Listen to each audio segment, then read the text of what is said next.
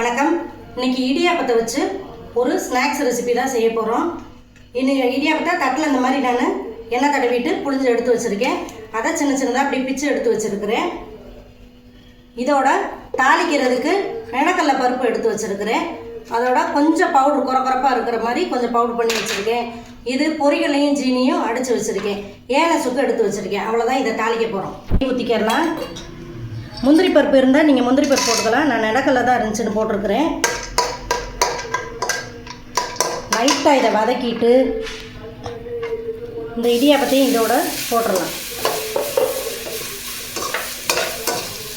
இது இந்த பொரிகளையும் ஜீனி அடித்து வச்சுருக்கோம்ல, அதை அப்படி இதோட தூவி விட்டுக்கிறலாம்.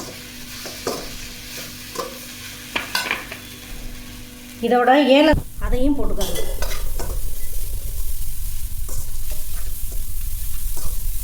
லைட்டாக அதில் இருக்க ஈரப்பசம் மட்டும் போனால் போதும். அந்த இடியாப்பெல்லாம் நல்லா தனித்தனியாக தூள் தூளாக வந்துடும்.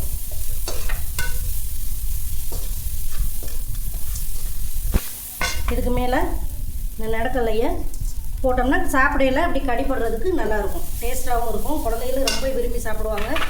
தேங்காய் துருவல் இருந்துச்சுன்னா அதையும் இதோட நீங்கள் போட்டுக்கரலாம். எங்கள் வீட்டில் அந்த தேங்காய் துருவி போட்டோம்னா சாப்பிடாது அந்த பிள்ளைங்க. அதுக்காக நான் போடல. நீங்கள் தேங்காய் துருவி போட்டுக்கோங்க. அவ்வளோதான். 2 நிமிஷத்தில் நூடுல்ஸ் செய்கிற மாதிரி நம்ம 5 நிமிஷத்தில் இதை செஞ்சு முடிச்சிடலாம்.